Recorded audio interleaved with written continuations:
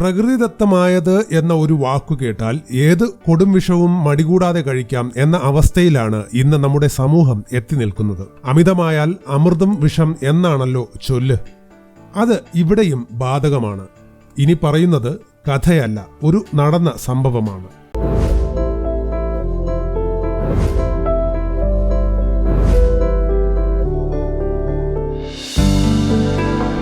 EthnicHealthCourt in public interest. ഒരു വ്യക്തി തനിക്ക് രക്തം ടെസ്റ്റ് ചെയ്തപ്പോഴാണ് കൊളസ്ട്രോളും ചില കൊഴുപ്പ് അംശങ്ങളും കൂടുതലാണ് എന്നറിയുന്നത്.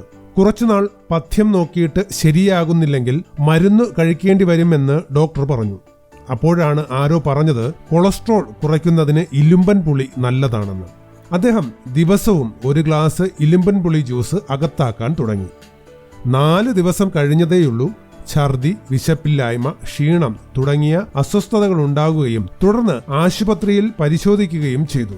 അദ്ദേഹത്തിന്റെ രക്തത്തിലെ ക്രിയാറ്റിൻ വളരെ ഉയർന്നിരിക്കുകയും 2 വൃക്കകളും പൂർണ്ണമായി പണിമുടക്കിയിരിക്കുകയാണെന്നും തെളിയുകയും ചെയ്തു.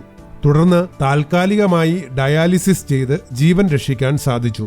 ഭാഗ്യവശാൽ വൃക്കകളുടെ പ്രവർത്തനശേഷി പതിയെ വീണ്ടെടുക്കുകയും ചെയ്തു. ഇതുപോലെയുള്ള 10 രോഗികൾ ഇലുമ്പൻ പുളി ജ്യൂസ് കുടിച്ച് കിഡ്നി ഫെയിലിയർ ഉണ്ടായതായി Indian journal of nephrology report ചെയ്തിട്ടുണ്ട്. 2013 ഈ സംഭവം ഉണ്ടായത്. 10 പേരും കേരളത്തിൽ നിന്നുള്ളവരാണ്.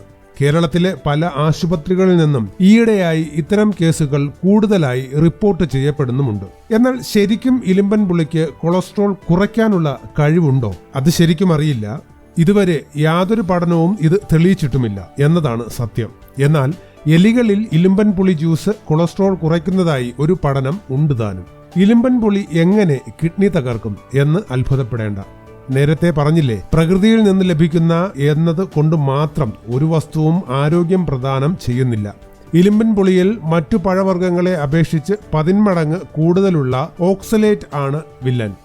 ജ്യൂസിൽ നിന്നും ആഗിരണം ചെയ്യപ്പെടുന്ന അമിതമായ ഓക്സലേറ്റ് ശരീരം പുറന്തള്ളുന്നത് കിഡ്നി വഴിയാണ്.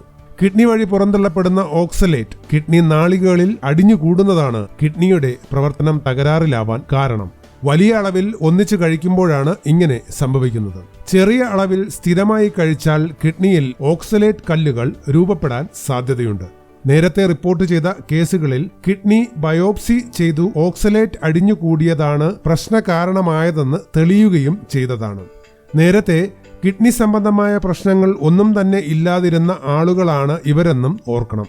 അതുമാത്രമല്ല, പ്രമേഹത്തിന് വേണ്ടി ഇലുമ്പൻ പുളി ജ്യൂസ് കഴിക്കുന്നവർ പെട്ടെന്ന് അപകടത്തിൽ ചാടാൻ സാധ്യത കൂടുതലാണ്.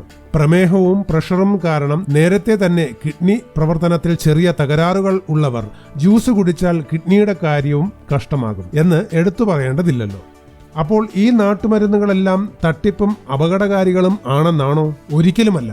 അങ്ങനെ പറഞ്ഞാൽ ആധുനിക വൈദ്യശാസ്ത്രത്തിലെ മിക്ക മരുന്നുകളെയും തള്ളിപ്പറയേണ്ടി വരും. പലതിന്റെയും ഉത്ഭവം നാട്ടുമരുന്നുകൾ തന്നെയാണ്. 15-ാം നൂറ്റാണ്ടിൽ ജെസ്യൂട്ട് പാതിരിമാരാണ് മലേറിയ എന്ന മഹാമാരിയെ അതിജീവിക്കാൻ സൗത്ത് അമേരിക്കയിലെ ഒറിജിനൽ നിവാസികൾ സിങ്കോണ എന്ന മരത്തിന്റെ തൊലി ചവച്ചു തിന്നാറുണ്ടെന്ന് കണ്ടുപിടിച്ചത്.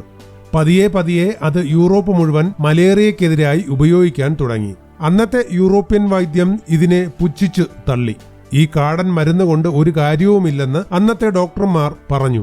വൈദ്യം ഒരു ശാസ്ത്രമാണ് എന്ന തോന്നൽ ഉറച്ചത് 18-ാം നൂറ്റാണ്ട് മുതലാണ്. അപ്പോഴാണ് ചില ശാസ്ത്രജ്ഞർ സിങ്കോണ ബാർക്ക് അഥവാ മരത്തോലിൽ നിന്ന് ക്യുനൈൽ എന്ന മരുന്ന് വേർതിരിച്ചെടുത്തത്. ഇന്നും ക്യുനൈന്റെ വകഭേദങ്ങളാണ് മലേറിയ വന്നാൽ ചികിത്സിക്കുന്ന മരുന്നുകളേറെയും. അപ്പോൾ പറഞ്ഞു വരുന്നത് ഇത്രയേ ഉള്ളൂ. പ്രകൃതിയിൽ നിന്ന് കിട്ടുന്ന എല്ലാ വസ്തുക്കളും അപ്പാടെ വിഴുങ്ങലല്ല ശരിയായ രീതി. അവയിൽ നിന്നും ഉപയോഗപ്രദമായ വസ്തു മാത്രം തിരിച്ചെടുത്ത് അല്ലെങ്കിൽ വേർതിരിച്ചെടുത്ത് അത് മാത്രം ശരിയായ രീതിയിൽ ശരിയായ അളവിൽ കഴിക്കുക എന്നതാണ് ശാസ്ത്രീയമായ സുരക്ഷിതമായ രീതി.